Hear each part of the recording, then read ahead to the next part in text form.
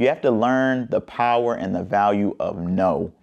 A lot of times you're a freelance artist, you make your own schedule, you're a full-time entrepreneur, but at the end of the day, you have to get things done just like everybody else. Listen here, being an artist is not easy. There's no manual, there's no script to how to do it. It's 1,000 ways to skin a cat. But I'm gonna let you know that you gotta learn from your lessons, and 2025 is gonna be way better than 2024.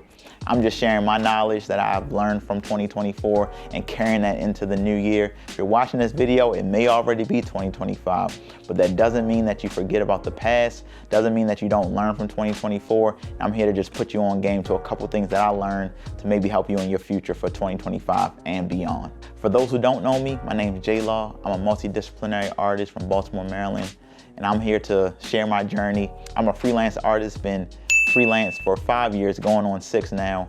And the lessons that I learned, I'm here to share with you guys because I know if I can learn from it, you can too. The number one lesson that I've learned from 2024 is the art of planning. I can't say that enough.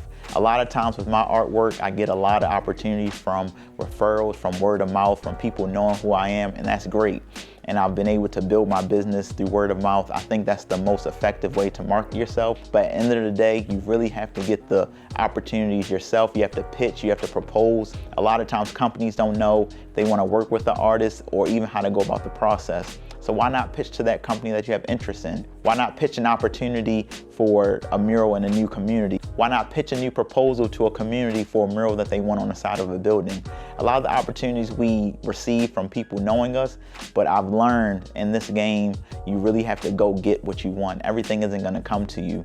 I really learned this lesson back in the summertime around June, July, when a lot of the opportunities that, that I had earlier in the year, they were starting to dry up. And it's like, how can I sustain myself? How can I really learn from this to not have these dry months? And a lot of times you got to pitch. So I started doing that in the summertime, and I actually landed a mural opportunity for the springtime of 2025, and I'm looking forward to it. And just having that clarity to know that you have work set up, you have income that's going to come in the next year, can't ask for much more. That was probably one of the biggest lessons that I learned in 2024 is to prepare yourself for the future.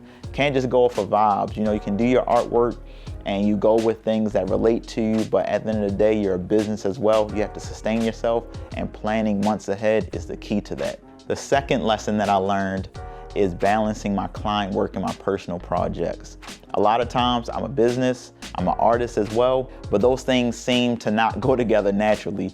The art of business is something that doesn't go in the same sentence, but we're here to debunk that myth. And a lot of times you have to find that balance from the work that you do for clients and the work that you do for yourself, because the creativity that you get from working on your own projects, your own thoughts, that can fuel the projects that you have for your clients as well. And I think it's very important for you to have that balance. I found in 2024, I was caught up in doing a lot of work for other people that had a vision. And it's great for me because they hired me for my expertise and to have that artistic touch to it. But I have to fuel myself with the things that I want to work on. I think I neglected that last year or this year when this video comes out. And I think a lot of times you really have to look in the mirror and know that you have to fuel your own fire. You have to fill your own cup you have to fill your own cup before pouring into others. That's actually a quote that I did back in 2021 right behind me. And it makes a big difference. So I know in 2025, that's gonna be a big thing for me, is to really have that balance to work for myself, to do work for myself, to fuel other projects as well. I'm gonna set aside time to go in my studio, to create strictly for me, to not have any expectations. And I think that's gonna boost my creativity. That's gonna create even more opportunities for me as well. And the last thing, 2024, I really think that time got away from me. Time management is a big thing for me. Just me being on social media, I use it to run my business, to market myself, but you can really lose yourself when you get to it. I think it plays a big part in growing your brand, but at the end of the day, you have to have a healthy balance. And I say that because I find myself looking at my screen time and I'm on social media for 3 hours out the day. Those 3 hours can be used to create budgets, to pitch proposals, to outline even more future work. I had to find a solution to that, and I did that. This is not a sponsored post at all, but I was just doing some research and I got this device called the Brick. I actually had to go grab it. So this is the device right here. It's called the Brick, and it's simply a NFC device that you can place anywhere, and you have to actually tap it with your phone to unlock whatever apps you add to the list to be locked. This has increased my productivity like crazy. And I only got it 2 weeks ago in mid-December, and I've just seen the difference. When I really need to lock in, when I'm doing my work or I'm at my studio or at my desk, having that physical barrier where I have to actually get up, tap my phone to actually unlock my phone is all I needed. Now, if I'm still getting up to tap my phone to start scrolling, I think I really have a problem then, but just not having the access at your fingertips is all I needed. I really recommend this. It's not a sponsored post, but Brick, if you see this, you can send me a few because this is a great product. Like you said, something so simple can have such effective results to what you do in your productivity. So the phone use was a big thing for me, and I'm looking forward to see the endless results next year for my artwork and just me being productive. You gotta really think, those 3-4 hours added on each day that I'm not in my phone, oh man, it's about to get spooky. I'm very excited to see what's to come from it. And this is like an honorable mention. Side hustles and side projects that you do for friends, people that you know, you have to learn the power and the value of no.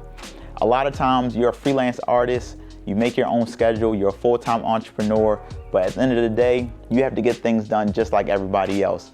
If you're working at a job from a 9 to 5 and somebody calls you and say, I need this, you're gonna tell them no because why? You're at work. So just because you're an artist and you're in the studio and you have the freedom to work whenever you are, if you set aside time to be in that studio and somebody calls you for something, sometimes you don't even answer because you're literally at work. This is what you're doing.